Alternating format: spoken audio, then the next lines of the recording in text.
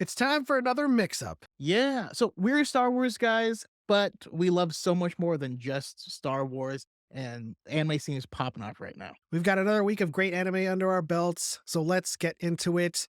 Shout out of the week. We have a couple of recommendations for you guys. My recommendation for the week is something that just premiered this week, Shangri-La Frontier. And we'll talk more about that coming up. And my shout out of the week is gonna be another isekai that is called Am I Really the Strongest? And we'll definitely get more into that a little bit later as well. All right, with that out of the way, let's get into the mix-up. All right. First thing is the look ahead. We wanted to take a moment and talk about things that are up and coming that we've just seen advertised or that are going to be popping up soon. Um, yeah, what do you what's on your list that you're excited for in the near future? Something that's on my radar right now is something that actually just dropped the trailer, and we'll have the footage playing for you guys in the background, but something called Metallic Rouge. I know nothing about this anime. It just looks like another cyberpunk bubblegum crisis type of anime that just has an amazing studio behind it. Metallic Rouge is slated to come out January 2024, so I feel like that's going to be the anime of next year. Nice, nice. The thing that has me excited, and I had no idea that this was a thing, and I know this is probably going to sound like a cop out, but there is a Tomb Raider anime that is coming out. It's going to be a Netflix thing. It's going to be popping off in 2024, and we got Haley Atwell coming in to play the voice Hey, of Laura Croft. And now, don't get me wrong, like regular actors don't always equal voice actors. It's not the same, but I love Haley Atwell, so I'm excited. Check out the trailer. It looks good. Like it captures everything that I gets me excited about this franchise. yeah, as I was looking at the footage for the trailer, it did seem like it had some pretty good animation behind it. Now, actors who go into voice acting have much of the job done, halfway there, acting. So we'll see how the voice translates. All right, next thing I wanted to do is a rewind. We're gonna take a classic anime that we both are either about to start watching or have watched in the past and just kind of talk about it. And we actually chose Vampire Hunter D, but I fell asleep while watching it. It was a really long Through thing. no So fault of we the anime, it was a great show. We'll talk about that next week. Choco's just a lethargic person. Yeah, but next best thing to Vampire Hunter D is The Initial first D. D, the initial D. This anime, man, brings me back to my This anime childhood. changed my life, straight up. Yeah, I mean, I have to admit, I was a racer. I had a Civic first and tuned that up a little bit, and then I moved on up to a Prelude. And as I was watching, Initial D, I got into drifting. I never got into it physically doing it myself, but that was such a topic and a sport that I loved so much because of Initial D. I started watching Keiichi Tsuchiya. I started watching Mhm. the D. Not the D. What is it called? What is it called in Japan? Formula D or For Formula D over here, it's, I can't remember what it's called in Japan. I started watching D1 Grand Prix, and right now I'm watching Sayaka, who is an amazing female drifter. And so that anime holds a very precious spot in my heart. Highly recommend anyone, checks it out. It is an older anime, like we said, so the pacing matches what would be for the old ones. A little bit slower, but the writing is so good. They get cars, and whether or not you are a car person, this is one that you can like my wife will love to watch it as well. It makes you start driving stupid. Gripes with it. This was the first anime that truly made me believe in the power of anime and the power of protagonists, because there's some stuff in here where you were like, this guy is going up against, we're not going to spoil it, but in a car that has no business beating it, but it does. And that's okay, because as Chaco said, you don't have to know cars, right? The drama is this person's journey with, beating or achieving their dreams in street racing. Now, let us know if there's any old anime you want us to check out, but next week we'll be talking about Vampire Hunter D. All right, next up is Gas or Pass. And this is a segment where I either recommend an anime for Choco to start, or he recommends one for me. And sooner or later, some of you guys will leave comments in the comment section and recommend something for us. But this week, Choco recommended Psychopaths. And Yeah, I've been recommending this for a long time. It's one of those cerebral joints that I don't know. It hits me in my feels. It's my wheelhouse type of anime. How did you like it? What was it like jumping into it for first episode? And did you struggle to stick with it? no, I didn't actually. I've been wanting to start this anime for a while now. And it just came down to time, prioritizing keeping up with anime, starting new anime, and then finding the time to go back to watch something that had been already finished. And this week, I was like, I'm gonna do it. So I started it, and man, is it good. I always agreed with the premise. The premise of thought crimes and whether or not you should be on the hook for potential, or you should be on the hook for thoughts or maybe the possibility, but you haven't really done it yet. And this anime deals with this sort of thing. They're in a Japanese society where they have a system called Sybil, and they use guns that essentially is judge, jury, and executioner. Really, it Yeah. says what their potential for criminality is, and then it tells you how they should dispatch with them, and whether or not it should be lethal or not. And so this entire premise is so dramatic and so thought provoking. It's scary. We're going to talk more about that. And I'm going to bring it up later on in this episode of Mix Up. But essentially, this show is like true crime in anime. It really is, and like one of the crazy things about it too is not only is your potential for crime label you as a latent criminal and therefore you can be arrested or whatnot, but what psychological damage does being labeled as a latent criminal do to a Yeah. person? What damage does being a cop who is hunting down these people and has to see these crime scenes, what damage does that do to someone's psyche? What What damage happens if someone, happens when you're a victim? Right? or what if you're someone who's practically emotionless in general? What happens? Like their idea of what creates a perfect society definitely has some cracks, and that's what's in this show, and that's why I love it so much. Yeah. Psychopaths, definite gas. I did not mean for that to rhyme, but that's just by virtue of the name of the anime. But All definitely right, so gas. Check it out. what am I watching next week? So, in the spirit of these true crime, dark, gritty anime, I'm going to recommend that Choco and everyone who sees this who hasn't seen it yet, check out Ergo Proxy. Okay. All right. So I need the pitch. What is it? I'm not going to say anything else. Just watch it. Okay. That's enough. All right. Sold. I'll let you know what my thoughts are next week and let you know how far I get into it. And yeah, I'm excited. Anyone else who's watching, check it out with us and you can join us in the comments next week as well. Um, all right, next is impressions, right? So there's always a lot of shows dropping. So we'll find new ones, watch the first episode, and let you know what we thought about them. Is this something that's good enough to keep watching? My rule of thumb, I believe it's both of our rule of thumb. First episode is a gimme. If it doesn't hook me by episode 3, then it's okay to drop out. So we do first impression and third episode impressions. Should we stick with it? This week's first episode impression comes to us from what I recommended earlier, Shangri-La Frontier, which is an isekai VR MMO Sword Art Online like anime that just dropped last week. So there's 2 episodes of it. By the first episode, you know what you're getting into. This person that we're following is used to playing trash titles. And by trash titles, basically we call it shovelware or something that, we don't really pay attention. They're kind of like B or C movies or direct to DVD. Yeah. And this player plays all of them, beats all of them, and just kind of like loves doing that.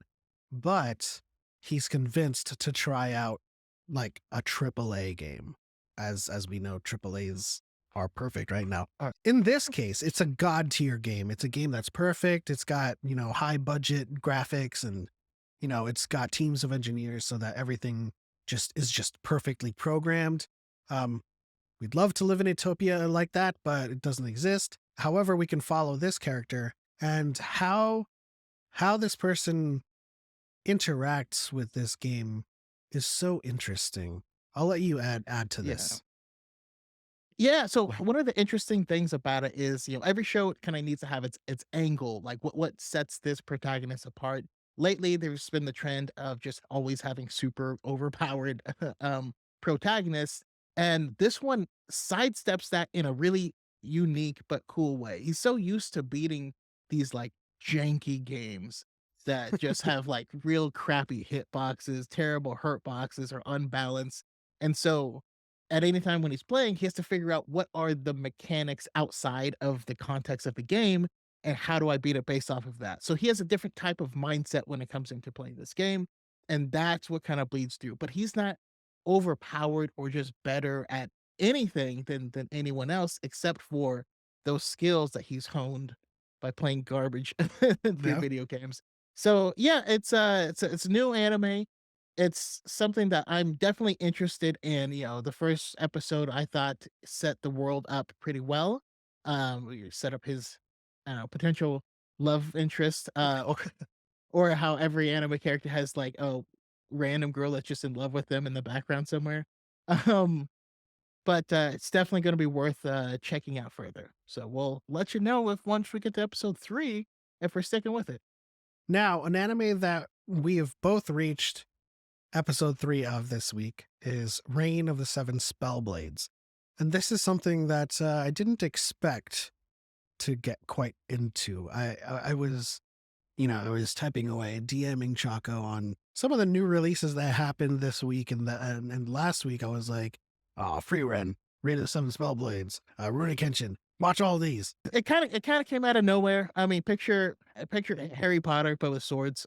um, these kids are in a magical school, but they are all sword wielders too. Because if they're too close, you have to know how to fight and use a sword.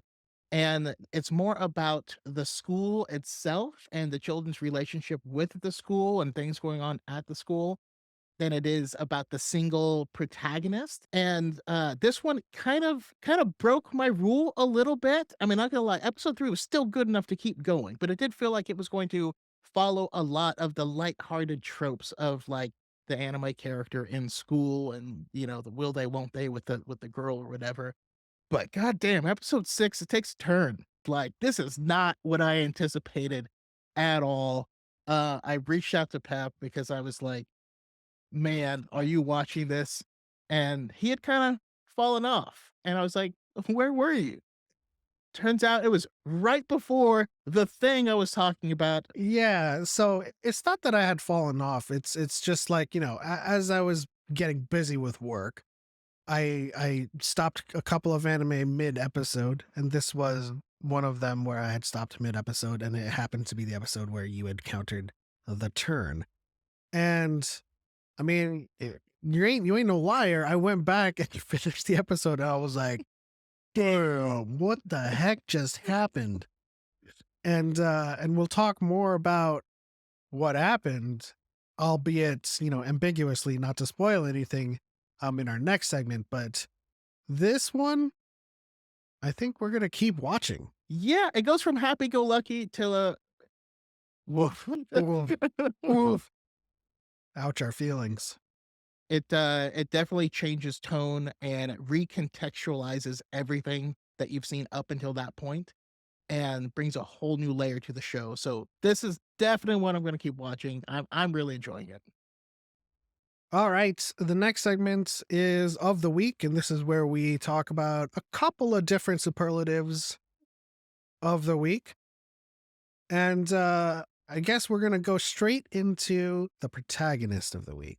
It's Oliver. He's the main character of what we were just talking about, Reign of the Seven Spellblades.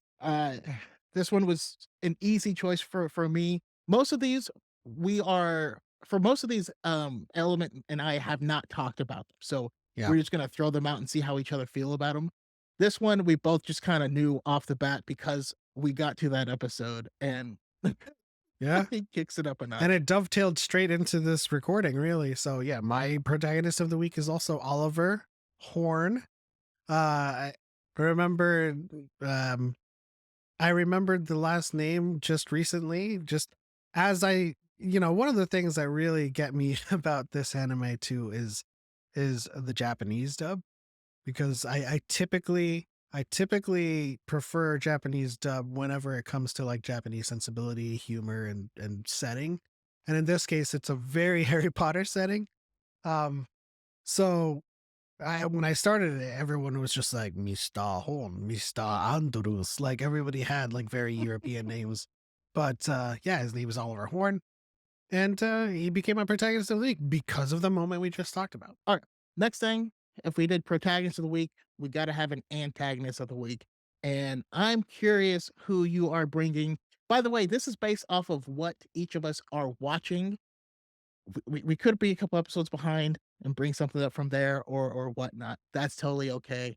Um, I'm curious who you got as your antagonist of the week.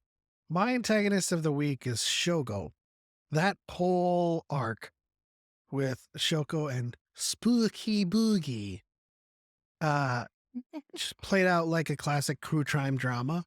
As I was talking about Psychopaths in the Gas or Pass segment, I don't know too much about him, but this whole kind of end game of fighting against the Sybil system and trying to liberate Japanese society from the premise basically of this anime is very, very intriguing, and I'm interested to find out where it goes and possibly even if he even remains an antagonist or if he remains a villain. Yeah, that's oh man, I love Psychopath so much. That's a great pick. That is a great pick. Mine is a little bit more recent. I just got back into catching up on JJK, and I'm going with the Toji Fushigori. Yes, man, I can't speak Japanese. Leave me alone. He's the primary antagonist for the beginning part of Jujutsu Kaisen season 2, and he goes up against these people who are essentially gods, and does it in a way that's so interesting, but so visceral and like tactile that, and just the way the fights were animated, I don't know, I just thought it was incredible. He goes up against Gojo, whose ability is you can't touch him. How do you defeat that? Definitely, yeah, you gotta watch it. Yeah, I totally felt that. That's a great pick for antagonist of the week. Next up is moment of the week, and after that, fight of the week. And I say that because my pick is moment and fight. And I say this as ambiguously as I possibly can. My moment and fight of the week is from Reign of the Seven Spellblades, Oliver versus Darius Grenville. Um, and that's simply, the reveal of the Angustavia Spellblade was hype. And I say no more to avoid spoiling it, but that reveal was incredible. And then the scene afterwards with Oliver and Darius and the Dolores spell, that was Yeah, brutal.